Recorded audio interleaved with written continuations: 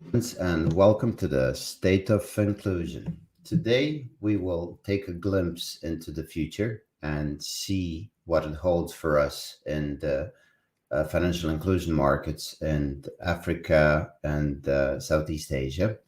And since we all plan now for 2022, since we are writing down and picking the best strategies and tactics, allocating budgets, and doing overall planning for the next year, the best thing one could have is to see what will drive the markets and to see what will actually happen. So, this is why we are here today, and we will dive into the future. We will consult our crystal ball and see what actually the future holds for us.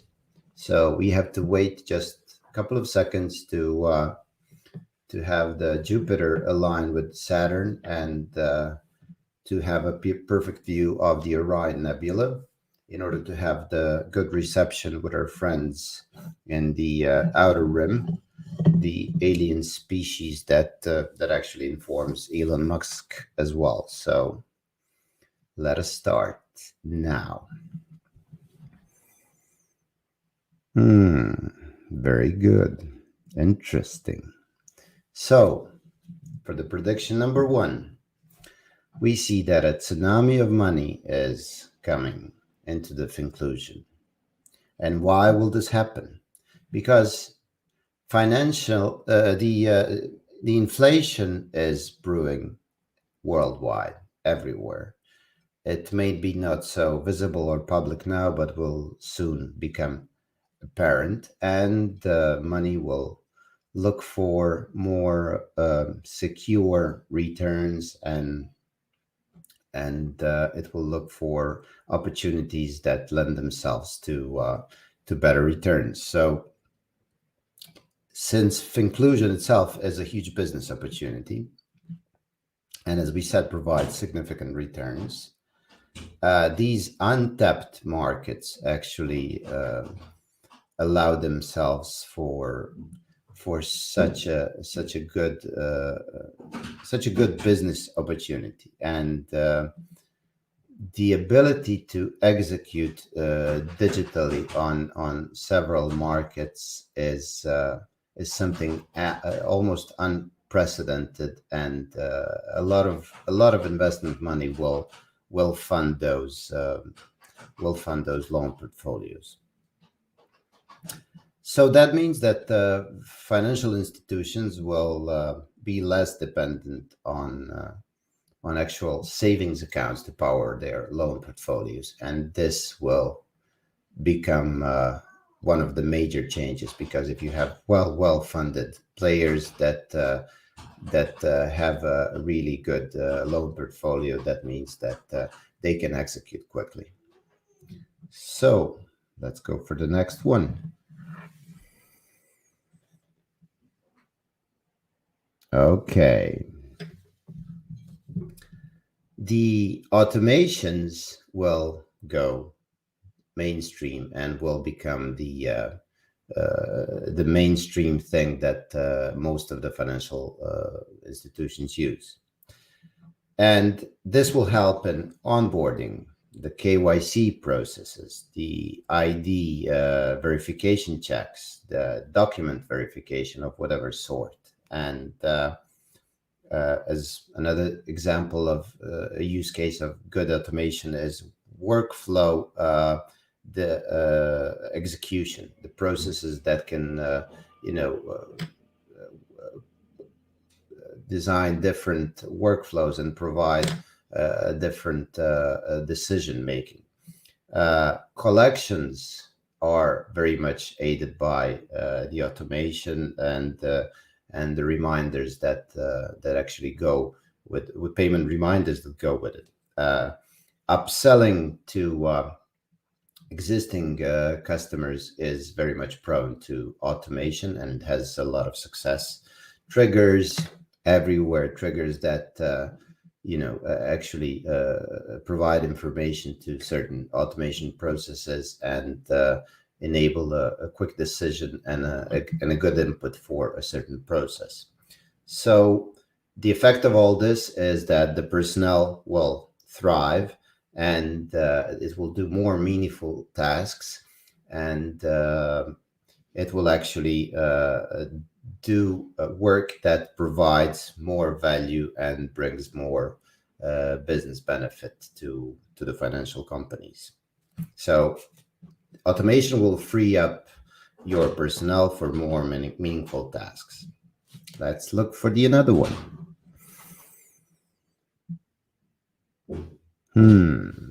Okay. The accelerated rise of fintechs will happen, and well-funded companies, encouraged by the early successes of their peers on other markets, will emerge everywhere. And they will have the full focus on digital. They will disregard physical channels and sacrifice this for speed. And they will have enormous ability to execute at scale. They will be able to launch new products quickly, and they will be able also to iterate, all based on the underlying technology that allows them this flexibility and speed. Maybe the most impactful thing and is that they will be able to copy paste the same proposition and same technology and business model on several markets with small changes and small modifications, and this will just work. So this was not seen before, or maybe was not allowed by the technology, because usually the financial technology is quite static. But now this will provide the wind of change. So please expect a lot of fintechs, new fintechs, and the rise of the existing ones to experience the unprecedented growth. Prediction number 4. Okay. This was actually expected, but the APIs in the financial world and the open APIs of the core systems that power it all will become mainstream. It will become a necessity without which you cannot really operate and compete in the market. It is becoming, in 2022, a must, a prerequisite to build products and services and to execute. The flexible systems will power the winners in FINclusion markets. Quick ideas, from idea to execution, in production, and quick iterations of services to actually provide the perfect one will become the norm. The inclusion of low-code, no-code tools through the APIs will enable not only developers, but business analysts and product managers and technologists within a finance institution to actually design, build, and launch a product without too much or in some cases any use of developers. So this definitely speeds up from idea to execution any kind of institution. Visual design of products and workflows will also become something that a lot of institutions use. And the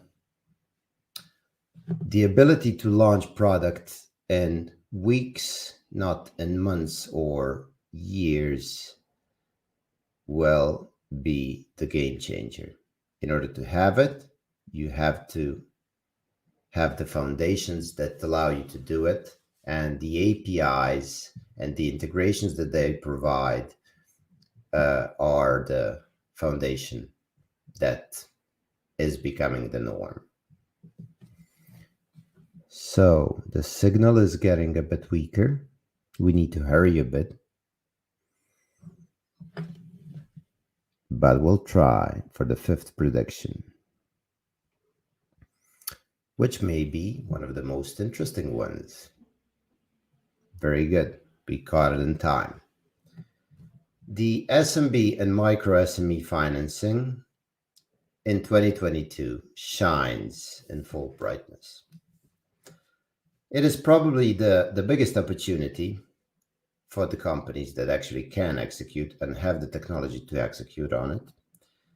And since this is a more complex proposition due to a lot of integrations and the necessity for more data to base your decisions on, the companies that have the technology and have the full flexibility of the product will be able to lower their risk of decisions through this technology and to automate the time-consuming parts of this process, which in end means that they will be able to offer quicker loan decisions, which the market is asking for. The technologies that these platforms will use, some of them are OCR, optical character recognition for scanning of statements and cash flow documents, machine learning to allow you glimpse into what actually works and what brings to a fast, safe decision, and integrations with government agencies, services through APIs to unlock the siloed information that may be public or semi-public, but is not being used at this time, at least not efficiently. There will be shorter loans, shorter than consumer loans, but recurring ones. And this is a trend that has started emerging this year, but will definitely, as shown by the crystal ball, continue to be fully implemented in 2022. So shorter, let's say 2 or 3 or a month long loans, which actually powered the cash flow of a certain trader or an SMB, and then recurring one so that they keep going and that you get ongoing business and fully utilize during the whole 12 months your loan portfolio.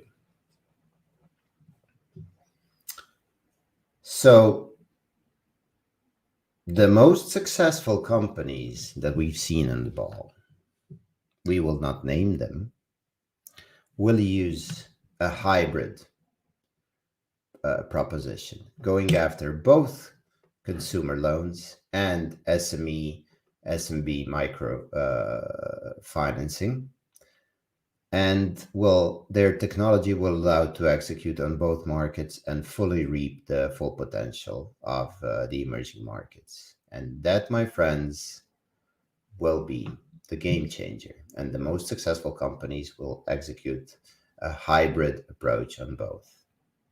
So we've come to the end. I thank you all. And please take this advice with a grain of salt, pick and choose, make a critical decision, and please remember to consult your accountant, proctologist, and your wife's mother before acting on any of this. And stay flexible and borrow the excellence. Thank you all, and see you soon.